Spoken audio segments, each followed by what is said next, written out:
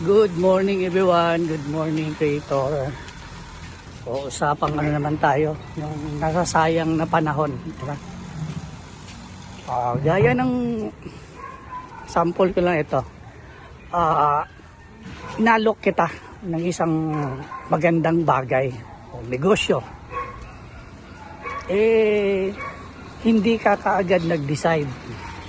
So ang nangyari, kasi bakit hindi ka nag-decide? Kasi syempre nga kahit gaano kaganda yung inalok ko sa'yo na negosyo, dahil alam mong sales, syempre magbebenta ka. Hindi mo linya yun. Tapos, syempre may puhunan. Di ba? Negosyo yun eh, may puhunan. Although may pera ka, pero takot ka, inayawan mo.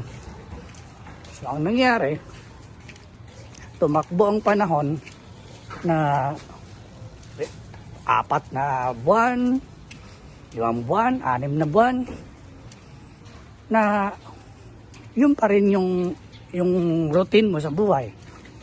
Pero yung kasabayan mo na inalok ko, kumita na siya. So ang essence doon is nasayang yung buwan. Nasana kumita ka na rin. Di ba? Yun yung logic doon eh. Pagka natakot kang inalok ka, pinabayaan mong umikot yung panahon. Mamukat-mukat, di mo alam, buwan, taon, yun pa rin yung system mo. Pero gusto mong umasenso. Kaya ang problema nga, wala kang guts, takot ka, pero may pera ka naman. Kaya magugulat ka na yung lifestyle mo is hindi talaga nagbabago. Pero gusto mo talaga na umasenso. Kaya kung hindi mo siya babaguhin, wala talagang mangyayari.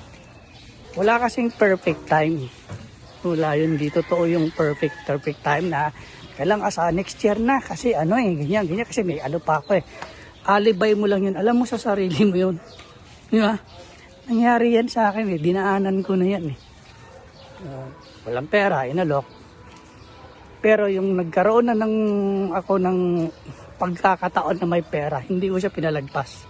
Kasi ayoko yung maisip ko na sayang kung inumpisahan ko pala ito nung nakaraan, dapat maganda na ang sitwasyon ng buhay ko. Kaya wala akong what if. Kasi nung may nag-alok sa akin, go agad ako. Sayang yung pera eh. Ang pera kasi kikitain mo pa eh. Pero yung time, yung panahon, yun ang ayaw.